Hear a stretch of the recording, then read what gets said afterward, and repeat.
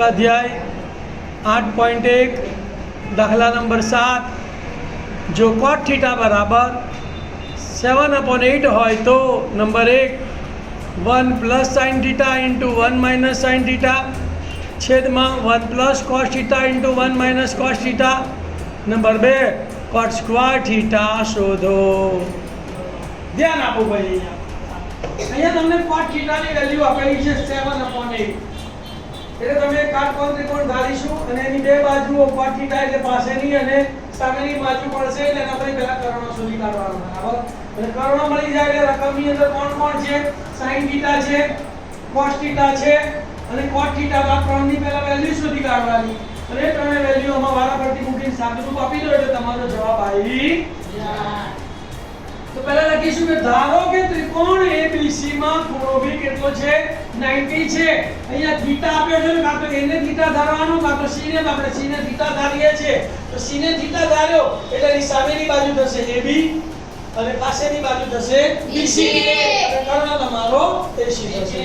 તો ધારો કે ત્રિકોણ ABC માં ખૂણો B બરાબર 90 છે અને ખૂણો C બરાબર આ છે। હવે cot θ બરાબર કેટલા છે 7/8 તો cot θ નું સૂત્ર પાસેની બાજુ તો પાસેની બાજુ આવશે BC છેદમાં સામેની બાજુ કઈ આવશે AB। તો BC બરાબર કેટલા ધારવાના 7x અને AB બરાબર કેટલા ધારવાના 8x। આ માપ ગુણોત્તરમાં છે એટલે આપણે x પ્રમાણ ધારવું પડે, ડાયરેક્ટ 7 અને 8 લખી શકીએ નહીં। તો ધારો કે BC બરાબર 7x અને AB બરાબર 8x તો પાયથાગોરસના પ્રમેય મુજબ કર્ણ આપણે શોધવાનો છે તો AC સ્ક્વેર બરાબર AB સ્ક્વેર વત્તા BC સ્ક્વેર તો માટે AC સ્ક્વેર બરાબર AB ની જગ્યાએ 8x નો વર્ગ વત્તા BC ની જગ્યાએ 7x નો વર્ગ ઇટુ 64 x નો વર્ગ x સ્ક્વેર એટલે 64x સ્ક્વેર વત્તા 7 નો વર્ગ 49 અને x નો વર્ગ x એટલે 49x સ્ક્વેર તો માટે AC સ્ક્વેર બરાબર 64x સ્ક્વેર વત્તા 49x સ્ક્વેર।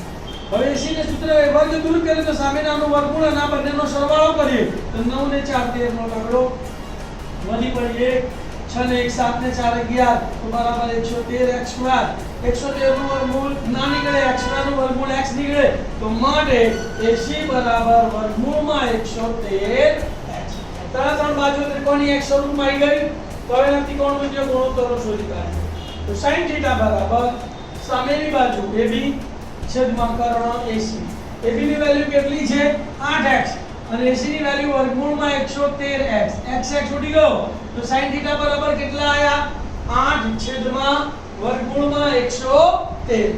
એવી રીતે cos θ બરાબર પાસેની બાજુ BC છેદમાં કર્ણ AC BC ની વેલ્યુ કેટલી છે 7x AC ની વેલ્યુ કેટલી છે વર્ગમૂળમાં 113x x અને x ઉડી ગયા તો કેટલા વધ્યા 7 છેદમાં વર્ગમૂળમાં 113 તો માટે cos θ બરાબર 7 વર્ગમૂળમાં 113। cot θ આપેલું છે cot θ બરાબર પાસેની બાજુ BC છેદમાં સામેની બાજુ AB BC બરાબર 7x AB બરાબર 8x x ઉડી ગયા તો માટે cot θ બરાબર 7/8 બરાબર।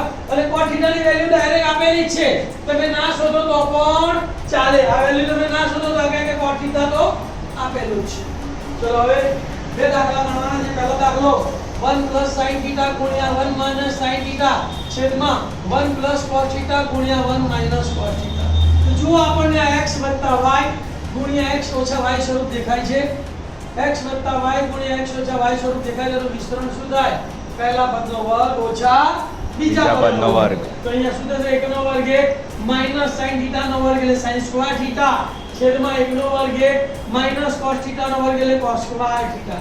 કારણમાં શું લખ્યું x - y * x + y બરાબર x² - y²। હવે sin θ ની વેલ્યુ કેટલી છે 8 છેદમાં વર્ગમૂળમાં 113 તો કિંમતો મૂકીએ તો માટે 1 ના 1 માઈનસ ના માઈનસ sin θ ની જગ્યાએ 8 વર્ગમૂળમાં 113 એનો વર્ગ 8 નો વર્ગ 64 અને વર્ગમૂળમાં 113 નો વર્ગ 113।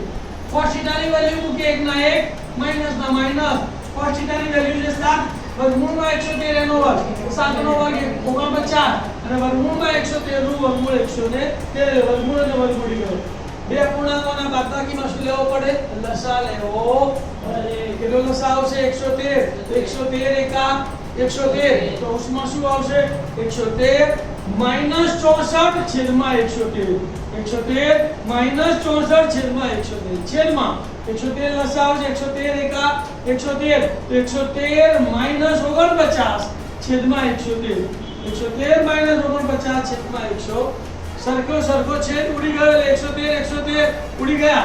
113 માંથી 64 બાદ કરો તો 3 માંથી 4 જાય? ના જાય.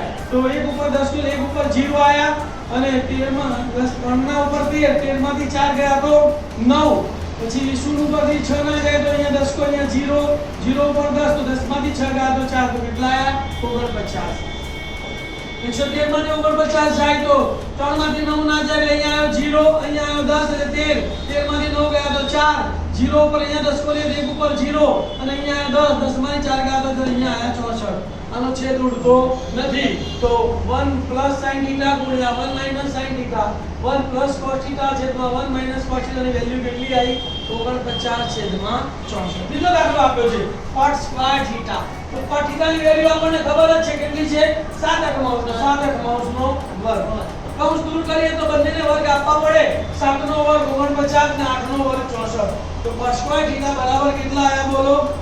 તો માટે cot square θ બરાબર 49 છેદમાં 64. બંનેના જવાબો કેવા આયા? સરખા. તો આવડે કે ના આવડે?